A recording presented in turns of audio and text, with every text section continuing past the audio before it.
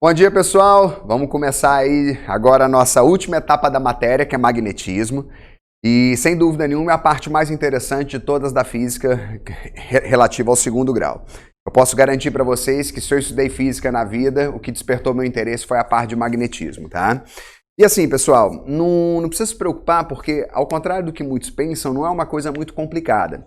Mas ela tem uma sequência de informações que ela deve ser absorvida, né, no tempo certo. Então, assim, não dá para você, tá, dar uma adiantada e estudar lá a parte de indução sem ter um bom conhecimento da parte básica do magnetismo. Tanto é que a aula de hoje, ela vai fazer uma abordagem dos alicerces do magnetismo, tá? E esses alicerces, na verdade, são quesitos ou são pontos que são cobrados com uma certa frequência. Inclusive, num dos últimos vestibulares da UFSC aí, tá? Há 2 vestibulares, caiu uma questão que era sobre esses conceitos básicos de magnetismo. Então, vamos ver como é que isso aqui funciona. Pessoal, para a gente iniciar, tá, o estudo de magnetismo, é importante conhecer só um pouquinho do contexto histórico, o que ocorria no passado, tá? Magnetismo e eletricidade eram coisas distintas, não se relacionava diretamente o magnetismo com a eletricidade. Sabia que uma coisa era parecida com a outra em alguns aspectos, mas eram teorias desvinculadas, tá? Até uma certa vez que um dinamarquês chamado Christian Ørsted, ele estava trabalhando com um circuito elétrico e acidentalmente tinha uma bússola que estava próxima desse circuito elétrico. E hoje a gente vai aprender, tá, que a bússola ela se orienta pelo campo magnético terrestre, né? Mas, nesse momento, essa posição de bússola em volta do circuito foi acidental. E ele notou que todas as vezes que ele ligava o circuito ou desligava o circuito, a bússola tinha uma movimentação. Ou seja, ela mudava o direcionamento na hora que você acionava o circuito. E na hora que você desligava o circuito, ele voltava a apontar para o norte geográfico, que é o que toda bússola faz, tá? E ele realmente não entendeu aquilo, porque não se imaginava, né, o porquê disso. Então ele começou a ver se era o campo elétrico, ele começou a ver se era o calor produzido no circuito, e depois de uma sessão de testes lá, já fazendo uma análise, né, colocando um monte de bússola em várias posições, ele concluiu que corrente elétrica produziria campo magnético. Ele não explicou direitinho a origem desse campo magnético, mas ele disse que toda corrente elétrica produziria campo magnético. E isso ficou, tá, conhecida como Lei de Ørsted. Só que quando ele apresentou essa informação para a comunidade científica, o Faraday, que foi um cara que a gente já estudou bastante, né? Lembra das linhas, né, de força, lembra da gaiola de Faraday, né? Ele tentou fazer exatamente o contrário. Ou seja, se o Ørsted estava falando que corrente elétrica produziria campo magnético, o Faraday quis verificar se campo magnético também poderia produzir corrente elétrica. E ele conseguiu mostrar que em laboratório o contrário também era possível. Então, se o Ørsted defendia que corrente produzia campo e o Faraday dizia que campo produzia corrente, então agora não tinha mais como desvincular uma coisa da outra, né? A gente precisaria unificar as teorias elétricas com as teorias magnéticas. E o cara que conseguiu unificar essas duas teorias e que hoje é considerado o pai do eletromagnetismo, ou seja, a junção de eletricidade com magnetismo, é um cara lá do Reino Unido chamado Clerk Maxwell, tá? E talvez vocês olhem e falem assim, mas professor, eu nunca escutei falar desse cara. É porque o trabalho que ele fez é muito pesado para o segundo grau, tá? Ele conseguiu juntar todas as teorias elétricas e magnéticas a partir de 4 equações. E essas 4 equações, elas ficaram conhecidas como equações de Maxwell. Essas equações, elas explicam qualquer coisa que vocês imaginarem a respeito de eletricidade e magnetismo, inclusive ondas eletromagnéticas, tá? Então, eu posso dizer para vocês que, embora a gente não tenha condição de entender essas 4 equações de Maxwell, das entrelinhas de uma das equações eu consigo tirar a seguinte informação, que todas as vezes que você criar uma variação de campo elétrico, sempre surgirá um campo magnético, tá? E campo magnético ele é representado pela letra B maiúsculo, e campo magnético ele vai ser medido, tá, em uma unidade conhecida como Tesla, em homenagem a uma das mentes mais brilhantes que a humanidade já teve, que foi de Nikola Tesla. Aí você fala assim, mas professor, quando você fala que campo elétrico variando produz campo magnético, isso aí era uma das equações? É o que eu falei para vocês. Não. É o que está nas entrelinhas de uma das equações de Maxwell. Aí você fala assim, tá, então, como é que a gente consegue produzir campo magnético? É só variando o campo elétrico? Sim. Campo magnético sempre vem da variação de campo elétrico. Mas como é que eu conseguiria variar o campo elétrico? Olha como é simples. Imagine que você tem um elétron que está em movimento, tá? Você sabe que elétron tem carga negativa. Então, se eu marcar um pontinho aqui e falar assim, como é que é o campo elétrico produzido por esse elétron? Aí você tem que unir o ponto até o centro da carga, sendo ela positiva, o campo sai, sendo ela negativa, o campo entra. Então, esse aqui seria o campo inicial produzido por esse elétron. Mas como esse elétron está em movimento, daqui a pouquinho ele já está em outra posição. E se ele estiver em outra posição, o que vai acontecer? O vetor campo elétrico já sofreu modificação. E se o vetor campo elétrico já sofreu modificação, se você olhar aqui já mudou a direção e sentido, já está tendo variação de campo elétrico. Está tendo variação de campo elétrico, está surgindo um campo magnético. Aí você fala, ué, professor, então peraí. Então se a gente pegar essa informação, a gente poderia dizer então que toda partícula carregada que estiver em movimento, ela vai produzir campo magnético? Sim, porque toda partícula carregada em movimento, ela varia o campo elétrico na região. E se variar o campo elétrico na região, ele vai variar o campo ele vai produzir campo magnético também. Então não é difícil produzir campo magnético. Não, não é difícil. É difícil produzir campo magnético com grandes intensidades. Mas se você quiser produzir um campo magnético, basta colocar um corpo carregado em movimento, tá? Você fala assim, legal, mas uma pergunta. No nosso caso, que a gente tem, tá? O corpo composto por átomos, E esses átomos têm elétrons que estão girando em torno do núcleo. E esses elétrons não produzem campo magnético? Sim. Cada elétron do seu corpo é responsável pela produção de uma pequena parcela de campo magnético. Então eu posso dizer para vocês que cada elétron do seu corpo ele funciona como uma pequena fonte de campo magnético. Falando pequena fonte de campo magnético, tipo fonte de campo magnético, eu sempre penso num ímã, professor. Mas é isso. Tanto é que elétron é chamado de ímã elementar. O que eles querem dizer com esse termo? Ímã elementar. É como se fosse a menor porção de matéria que produz campo magnético. Por quê? Os elétrons não estão girando em torno do núcleo? Se eles estão girando, eles estão em movimento. Então, cada elétron do seu corpo produz campo magnético. Então, a gente pode dizer o quê? Que cada elétron do seu corpo é uma fonte de campo magnético. Então, cada elétron do seu corpo funciona como se fosse um ímã elementar. Então, na hora que você colocar o termo ímã elementar, eu já quero que você pense num minúsculo ímã que, na verdade, representa cada elétron se movimentando ali no seu corpo. Tá, beleza, professor. Então, uma pergunta. Como é que o campo magnético ele consegue atrair os materiais? Primeira coisa, campo magnético não atrai qualquer material, tá? Ele só atrai fortemente o que a gente chama de material ferromagnético, que é ferro, níquel e cobalto, tá?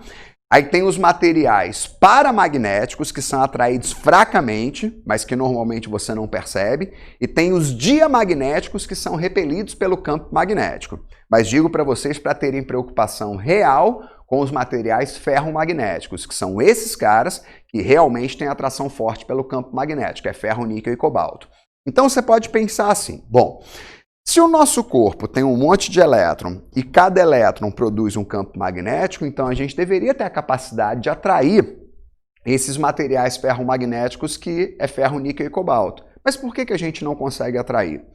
Porque a movimentação dos elétrons no nosso corpo é absolutamente aleatória, tá? Então se você tem um elétron que quando está girando ele produz campo num sentido, vai ter um outro elétron numa divisão estatística que vai produzir um campo magnético no sentido oposto. Então, se você pensar que você tem trilhões e trilhões e trilhões e trilhões e trilhões de elétrons no seu corpo se movimentando aleatoriamente, a chance de ter elétrons produzindo campo para a direita é a mesma chance de ter elétrons produzindo campo para a esquerda, que é a mesma chance de ter elétrons produzindo campo para cima, para baixo, para frente ou para trás. Então, existe uma aniquilação praticamente total desse campo magnético. É por isso que a gente não tem capacidade de atrair. Fala, mas professor, e no caso de um ímã? Como é que um ímã consegue atrair, Por que um ímã ele consegue produzir um campo magnético? Porque no processo de fabricação de um ímã, o que eles fazem? Eles conseguem organizar um pouco a movimentação dos elétrons. Então é como se eu pegasse assim, eu tenho uma peça de ímã, tá? Que eu vou representar para vocês aqui como esse retângulo, E essa peça, que vai virar um ímã, vamos colocar assim, tá? Ela vai sofrer uma organização dos seus elétrons. Essa organização ela pode ser bem pequena, tipo assim, 1% dos elétrons aqui foram organizados de tal maneira na sua movimentação que que o campo magnético produzido por esse 1% aponta na horizontal para a direita. Então, o que a gente vai ter agora? Já não é mais uma distribuição aleatória, tá? Porque se eu pegar qualquer peça de metal que não passou por uma organização de movimento de elétron, ela não vai produzir campo magnético. Agora pensem, eu peguei uma peça que vai virar um ímã e fui lá e organizei pelo menos 1 ou 2% dos elétrons que estão na estrutura desse corpo de maneira que eles tenham movimentações muito parecidas. Concordam que eles vão produzir campo na mesma direção e sentido. Então já não vai ter mais anulação. Você vai ter o quê? Um campo magnético resultante. Então, pessoal, quando a gente vai fabricar um ímã, o que a gente faz não é colocar elétron, retirar elétron, tá? Quando a gente vai fabricar um ímã, o que a gente faz é organizar a movimentação de um pequeno percentual dos elétrons que estão ali dentro. Quanto maior o percentual de organização que eu fizer, mais campo magnético você vai ter. Então, mais poderoso vai ser esse ímã, tá? Então, vamos imaginar que eu consegui organizar, tá, a movimentação dos elétrons dessa peça, que agora já é um ímã, né? Que agora o campo produzido por esses elétrons organizados esteja na horizontal para a direita. Vamos recordar.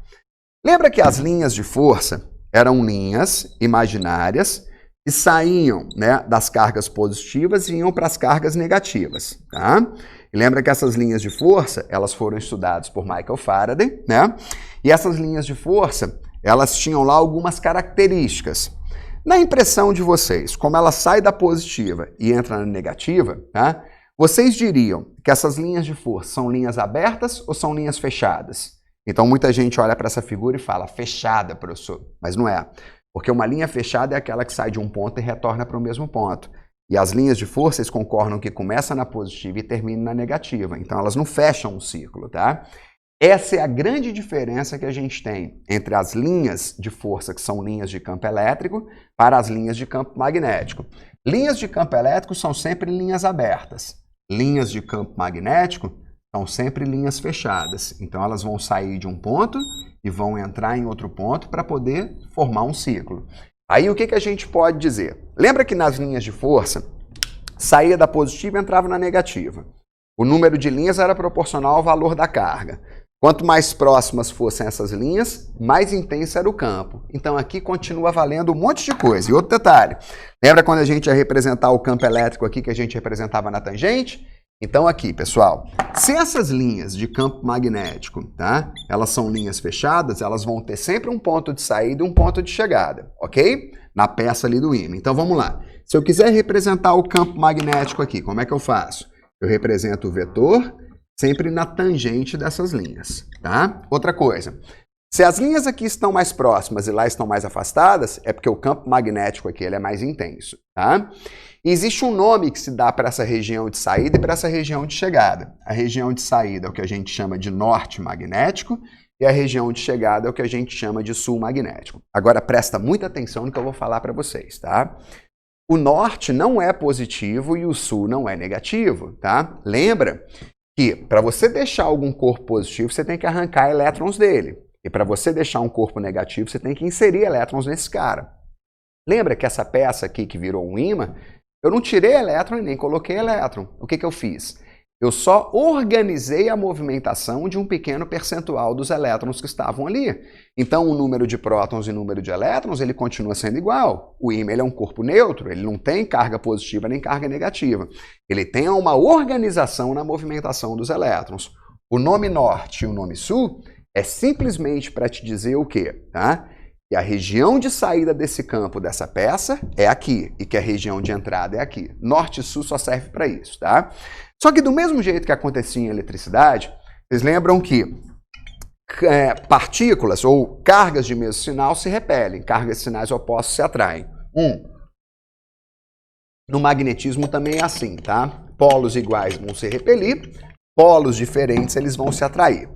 Então imagine que eu cheguei aqui para vocês e desenhei um ímã desse jeito, tá? Só que eu não desenhei as linhas de campo dele, eu só coloquei assim, ó, norte e sul. Vocês sabem que muitas vezes eles colocam uma linha no meio para poder separar o norte do sul, e como está na nossa apostila, até fica uma cor para lá e uma cor para lá, tá? Pro outro lado. Na verdade, pessoal, embora isso seja muito corriqueiro, eu não gosto de representar essa linha aqui, tá? Aí você fala, mas professor, mas por que não? Porque isso te dá uma impressão que da linha para cá é uma coisa e da linha para lá é outra coisa. E não é isso. Olha como é que é o campo magnético aqui dentro da peça. Não é na horizontal para a direita, mas é na horizontal para a direita aqui, é na horizontal para a direita aqui, é na horizontal para a direita aqui. Então lembre-se que norte e sul, simplesmente o quê? Região de saída do campo, região de entrada do campo. Então se eu chegar aqui ó, e fizer um corte nesse ímã, o que vai acontecer? Vamos lá. Lembra que esse ímã ele foi fabricado a partir da organização da movimentação dos elétrons que estão aqui dentro. Então, se eu fizer um corte desse ímã, concordo que eu vou ter um fragmento aqui para esse lado, né? E vou ter um outro fragmento aqui para esse lado, certo? A pergunta que eu faço a vocês, já escutaram falar, né, de professores ou até de livros didáticos aí, que quando a gente corta um ímã, ele vai lá e cria dois novos polos? Isso é um termo bem comum que você vai encontrar no vestibular também. Mas ele é mais difícil de entender o que acontece na realidade, tá? Não se cria nada. Quando você corta um ímã, o que você faz é a manutenção dos polos dele. Como assim faz a manutenção? Vocês entendem que o campo aqui estava desse jeito, ó, tá? E dentro ele era assim. Ué, professor, mas você não falou que sai do norte e entra no sul? Externamente, né? Sai do norte e entra no sul. Então, se o campo, na parte interna, estava na horizontal para a direita, quando eu cortar um ímã, ele continua na horizontal para a direita. Tá? Fala, tá, mas esses pedaços de ímã, eles não produzem menos campo do que o ímã inteiro? Sim, porque a quantidade de elétrons organizados aqui é menor do que a quantidade de elétrons na peça inteira. Mas qual a grande ideia? O campo magnético são linhas abertas ou são fechadas? Ah, são fechadas. Então ela vai ter que sair daqui e entrar ali, sair daqui e entrar ali, sair daqui e entrar ali, sair daqui e entrar ali. Sair daqui e entrar ali, sair daqui e entrar ali, sair daqui e entrar ali e sair daqui e entrar ali. Qual o nome que se dá para a região de saída do campo? Norte. E a região de entrada? Sul. Região de saída? Norte. Região de entrada? Sul. Legal. Então, não é que o ímã foi lá e criou dois novos polos. O termo melhor, para você entender a coisa como funciona, é que ele fez a manutenção dos polos. Embora o termo criar seja muito usual para o vestibular, tá? Mas como eu te falei, não ajuda muito para a compreensão do processo.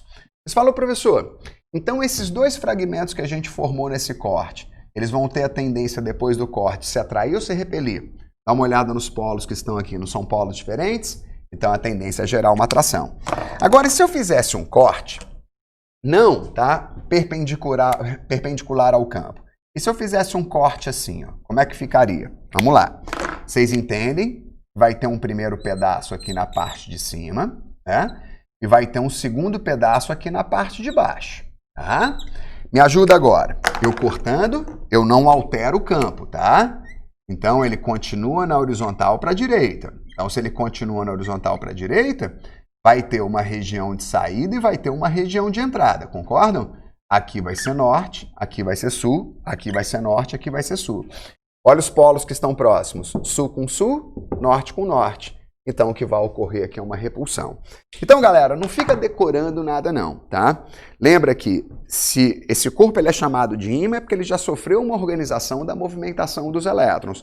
Então ele vai produzir um campo magnético na sua parte interna.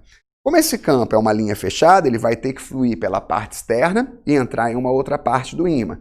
O que sai é norte, o que entra é sul. Independente se eu fiz um corte aqui, se eu fiz um corte aqui ou se eu fiz um corte transversal, o campo na parte interna ele continua do mesmo jeito. Representa onde está saindo, onde está chegando, identifica quais são os polos, norte e sul, né? E verifica se vai ter uma atração ou se vai ter uma repulsão. Fala assim, mas professor, quando a gente vai fabricar um ímã, tá? Qual o procedimento que normalmente se utiliza? Bom, pessoal, é assim, tá? Lembra que o ímã, ele tem que passar por uma... A peça que vai virar ímã tem que passar por uma organização na movimentação dos elétrons. Então, assim, ó, ímãs de grande capacidade de geração de campo, tá? É segredo de indústria. Então, a gente não sabe direito quais são os materiais utilizados e qual o processo que normalmente se utiliza. Mas, normalmente, o que se faz é assim, tá? Pega lá uma peça que tenha normalmente mistura de ferro, oxigênio com mais alguma coisa, cobalto, níquel, alguma outra coisa, tá? E impõe um campo magnético de grande intensidade na sua parte interna. Esse campo magnético consegue interagir com o campo dos elétrons, gerando uma certa organização, tá bom? Uma outra maneira de você gerar imantação de uma peça, olha o termo, imantação de uma peça significa deixá-la com característica de ímã. Seria pegar, tá? Esse material que pode virar ímã e começar a bater com uma outra peça de metal, sempre no mesmo sentido. E se você bate sempre no mesmo sentido, você está gerando uma força sempre no mesmo sentido, certo? Isso pode produzir uma pequena organização e, portanto, um pequeno campo magnético. Agora, você nunca vai conseguir, através de pancadas, gerar um campo muito intenso, porque a organização ela vai ser só superficial. Quando você impõe um campo magnético externo de grande intensidade, ela penetra na peça e consegue organizar a parte de elétrons não só externamente, mas também internamente. Fala, legal, professor. Então, para produzir imantação, é gerar uma forma de organização desses elétrons. E se eu quisesse destruir essa imantação? Teria algum procedimento simples? Sim. Normalmente, aquecendo uma peça, você vai minimizando a sua capacidade de produção de campo. Você fala, mas por quê? Vamos lá. Imagine que eu tenho um ímã, tá? Eu vou lá e coloco ele no fogo. À medida que eu vou esquentando, o que eu estou produzindo? Agitação. E se eu produzo agitação, é sinônimo de desordem, tá? Então, se eu pegar uma peça de ímã e começar a esquentar, aquela organização que foi feita lá pelo fabricante vai começar a ser perdida, tá? E à medida que vai subindo a temperatura, a movimentação ela é tão intensa que a desordem vai se tornando muito intensa. Chega uma hora que ele atinge uma temperatura em que ele não tem mais nenhuma organização. E se não tem mais nenhuma organização, ele perdeu a capacidade de geração de campo. Isso é o que a gente chama de ponto Curie, que não é homenagem a Marie Curie, tá? É homenagem a Pierre Curie, que era o marido dela. Então veja bem, o ponto Curie seria a temperatura em que o ímã atinge, em que ele perde completamente as propriedades magnéticas, ou seja, deixa de ser ímã. Fala, professor, e que temperatura é essa? Depende. Depende de que tipo de ímã você está falando, da sua composição e do grau, tá, de magnetização que ele sofreu. Mas essa temperatura ela pode ser 600 graus, pode ser 800 graus, pode ser 900 graus. Isso vai depender, tá? E, logicamente, existem comportamentos que são extraordinários. O que eu estou falando para vocês é dentro de uma visão ordinária. Quando se fala ordinária, né, uma visão normal do processo, ok? Sem nenhuma exceção. Então, pessoal, se você pegar um ímã e você aquecer até uma determinada temperatura chamada de ponto Curie, é a temperatura em que ele vai perder completamente as propriedades magnéticas. Então, isso que eu falei para vocês aqui é basicamente o alicerce de quase tudo que a gente vai estudar até o fim do ano. É muito importante que vocês compreendam cada um desses detalhes. Como é que você consegue imantar alguma coisa, ou seja, fazer com que esse cara tenha capacidade de produção de campo. Como é que esse campo ele interage, né, com esses materiais, que seria, na verdade, né, o ferro, o níquel e o cobalto, que eu vou dar mais ênfase também na próxima semana, porque a gente vai ter tempo para isso, tá? E entender também, quando a gente vai fragmentando o ímã, por que ele continua tendo a sua imantação. Agora, o que eu tenho que falar para vocês? Agora eu tenho que explicar como é que funciona uma bússola. Então, veja bem, pessoal. A bússola é uma das coisas que aguça bastante a nossa curiosidade. E por que aguça a curiosidade? Porque dá a impressão, tá, de que é um instrumento que funciona sozinho, como se fosse uma mágica, né? E, na verdade, é um processo de entendimento bastante simples. E, na verdade, ele não funciona sozinho, tá? Ele funciona a partir de uma influência de alguma coisa que vem da Terra. E essa alguma coisa é o campo magnético da Terra. Então, assim, ó, é estranho para vocês falar que um barco à vela se desloca a partir do vento? Não, porque você vê a coisa acontecendo, né? Se eu falar para vocês que o barco ele pode se movimentar com a ação do vento ou pode se movimentar com a ação das ondas, você não acha nada estranho, porque você vê o fato acontecendo. Agora, se eu falar para vocês que a agulha da bússola ela pode se movimentar através de um campo magnético, pode gerar uma certa estranheza. Eu já vou para a modernidade. Seu celular está funcionando, não está? Seu celular está funcionando a partir do quê? A partir de uma onda eletromagnética que está chegando nele. Então, a bússola ela é mais ou menos a mesma coisa. Aí você fala, tá, professor, mas como é que a bússola então funciona? Veja bem, a Terra, devido à movimentação de cargas, né, na sua parte interna, seria correntes elétricas que tem na parte interna. Lembra que movimentação de carga pode ser chamada de corrente elétrica. Devido a essas correntes elétricas, ela produz um campo magnético, tá? E o campo magnético terrestre, ele tem a seguinte orientação. Olha como é que funciona. Vamos pensar que a Terra é essa bola aqui, tá? E o campo magnético terrestre, ele faz isso aqui, ó. Ele sai aqui de cima e vem aqui para baixo. Sai aqui de cima, vem aqui para baixo. sai aqui de cima e vem aqui para baixo. Só lembra que essas linhas de campo magnético, elas são linhas abertas ou são linhas fechadas? Ah, são linhas fechadas, professor. Pois é, tá? Então, espera aí, já fiz aqui uma pequena inversão. Espera aí que eu já estou acostumado com outra coisa. Vamos refazer essa bolinha aqui, ó, para considerar aqui a colocação. Vamos lá, de novo. Aqui está a Terra, tá? Vamos colocar essas linhas de campo magnético numa cor mais visível. Vamos colocar aqui o azul, ó, tá? Tá aqui em cima, vem aqui para baixo. Vamos lá, corrigindo. Então, o campo magnético terrestre faz isso aqui, ó, tá? Falei que saía de cima e vinha para baixo, mas na verdade ele sai de baixo e vai para cima. É isso que o campo magnético terrestre ele faz, tá? Então essa é a orientação. Vamos lembrar. Essas linhas de campo magnético da Terra, elas vão se emendar, como qualquer linha de campo magnético. Por quê? Porque as linhas de campo magnético são linhas fechadas.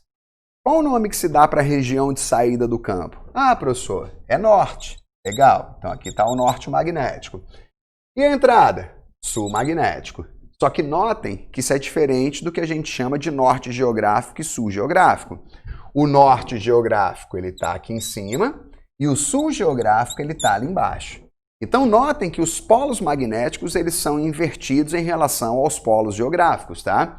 Porque o campo magnético ele começa aqui embaixo e termina ali em cima. Polo de saída é norte, polo de entrada é sul. Mas pensando em geografia, lá em cima está o norte geográfico, aqui embaixo está o sul geográfico. Vocês entendem que os polos geográficos eles são alinhados conforme os meridianos, tá?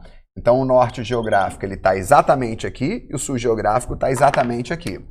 Já o sul magnético ele é levemente deslocado e o norte magnético também é levemente deslocado. Isso é só para vocês saberem que eles não são exatamente coincidentes, tá? Mas como eles são bem próximos um do outro, a gente normalmente não leva isso em questão, a menos que a questão do vestibular te pergunte isso, tá? Mas a princípio a gente considera eles coincidentes. Agora, se o vestibular ele fala, sul magnético é exatamente coincidente com o norte geográfico? Não, eles estão próximos, estão na mesma região, mas exatamente coincidentes não. Então vamos pensar assim, tá? Se o campo magnético da Terra sai aqui de baixo e entra ali em cima, aqui é norte magnético, lá é sul magnético. Esse campo da Terra ele é criado por quê? Por correntes elétricas que circulam na sua parte interna, certo? Fala, professor, mas e a bússola? A bússola, normalmente a agulha da bússola, ela tem esse formato, tá? E eu não sei se vocês já perceberam, mas normalmente a pontinha dela é pintada, tá? E a agulha de uma bússola nada mais é do que um ímã. E essa parte pintada é o que a gente chama de norte. E a parte que não é pintada é sul. Lembra que todo ímã tem que ter um polo de saída e um polo de chegada, porque as linhas elas são fechadas. Então olha como é simples entender. Por que que a bússola aponta para o norte geográfico? Por que que ela faz isso? Então vamos lá. A ponta da agulha. Lembra que a agulha de uma bússola é um ímã. Ela é o quê? Ela é norte, não é? Esquece geografia, estamos falando de física, tá? O norte vai ser atraído para onde? Para o sul magnético, não é? E onde é que está o sul magnético? Está no norte geográfico. Então, galera, se eu colocar uma bússola exatamente aqui na linha do Equador, olha lá, exatamente aqui na linha do Equador, olha o que que a gente já pode pensar. Aqui está o norte, aqui está o sul. O norte magnético dessa agulha está sendo atraído para o sul magnético e o sul magnético dessa agulha está sendo atraído para o norte magnético. Então é por isso que a gente diz, a agulha sempre aponta para o norte geográfico. Qual é a explicação? Porque a ponta da agulha é um ímã e a polarização norte. E o norte vai ser atraído para o sul magnético, que praticamente coincide com o norte geográfico. Fala, legal, professor, então, toda vez que eles colocarem uma bússola, né, em alguma posição, é só ver para onde está o norte, onde está o sul e ver que ele aponta para lá. Tipo assim, professor, se eu colocar uma bússola aqui, ó, vamos supor que eu coloquei uma bússola nessa posição, fora da Terra, tá? Ela vai apontar para lá, não é isso? Porque a ponta dela é norte e vai ser atraído para o sul magnético, que está aqui, ó, né? Galera, a gente só não pode esquecer. Lembra que o norte está sendo atraído para o sul, como o sul está sendo atraído para o norte, certo? Falando só de física, esquece geografia por enquanto. Então, não é uma única força que puxa esse cara, porque ao mesmo tempo que esse norte está sendo atraído para o sul também está sendo atraído para o norte. Então, olha o que eu quero que vocês pensem. Como é que é o campo magnético exatamente na linha do Equador? Lógico que a minha figura tem imperfeição, mas o campo magnético ele tem que estar tangenciando essa linha, tá? Então, se você olhar, o campo magnético terrestre na linha do Equador ele é vertical e ascendente, para o que a gente está vendo aqui. Vocês estão vendo que a bússola está apontando na mesma direção e sentido do campo? Pensa aqui, ó. Lembra que o campo não tem só na lateral, tem na frente da Terra e atrás da Terra também. Então, olha o campo aqui, ó, tá? Tá saindo daqui para entrar lá em cima. Então, na linha do Equador, ó, como é que está o campo? Ó, na vertical para cima. E como é que a bússola está apontando? Na vertical para cima. Então, guardem uma informação, que é uma das informações mais importantes dessa primeira aula de magnetismo. Toda agulha imantada, todo ímã, toda bússola sempre se orienta conforme a direção e sentido do campo que tem na região, tá? Então, se a gente colocar uma bússola nessa posição, como é que ela vai se orientar? Vai lá e descobre como é que está o campo. O campo não há um vetor que vai tangenciar essa linha aqui? É isso, né? Então, se você colocar uma bússola aqui, ó, ela vai se orientar exatamente nessa direção e sentido. Por quê? O norte está sendo atraído para o sul magnético e o sul está sendo atraído para o norte magnético. Essa ação de forças faz com que a agulha imantada ou o ímã, que é a mesma coisa, né, do que a agulha da bússola, se oriente sempre na mesma direção e sentido do campo. Tá claro? Então, pessoal, vamos imaginar, tá? Eu diga para vocês assim, ó, o campo da Terra tá desse jeito. Então tá aqui o campo da Terra no local que nós nos encontramos, tá? Mas tem um fio que está produzindo um campo magnético e esse campo magnético que o fio está produzindo tem essa orientação aqui, ó, tá? Aqui está o campo do fio. Aí eu te pergunto, se eu colocar uma bússola nessa posição, para onde ela vai apontar? Ah, professor, vai apontar conforme o campo da Terra. Não, peraí. O campo magnético é o que orienta a bússola, certo? Então, se você tem o campo da Terra mais o campo do fio, então eu vou ter que trocar esses dois vetores por um só que causa o mesmo efeito. Então, primeiro eu encontro o campo resultante, tá? E depois que eu encontrar o campo resultante, lembra, não é esse vetor que substitui os outros dois causando o mesmo efeito? Na hora que eu colocar a bússola aqui, ó, ela vai se orientar na mesma direção e sentido do campo. Por que eu estou falando isso para vocês? Porque isso é uma pergunta muito frequente do vestibular. Porque lembra que o que fez a conexão de eletricidade com magnetismo? O que deu o start disso? Não foi quando o Ørsted ele falou que corrente elétrica produziria campo magnético? E não foi o fato de uma bússola estar do lado do circuito? Então é muito normal eles colocarem mais de uma fonte de campo magnético e perguntar qual a orientação dessa bússola. Então lembra, tiver 2, 3, N campos, troca esses campos por um só que causa o mesmo efeito e a bússola sempre se orienta, ou a agulha imantada, ou um ímã sempre se orienta conforme a direção e sentido do campo que tem na região. Legal?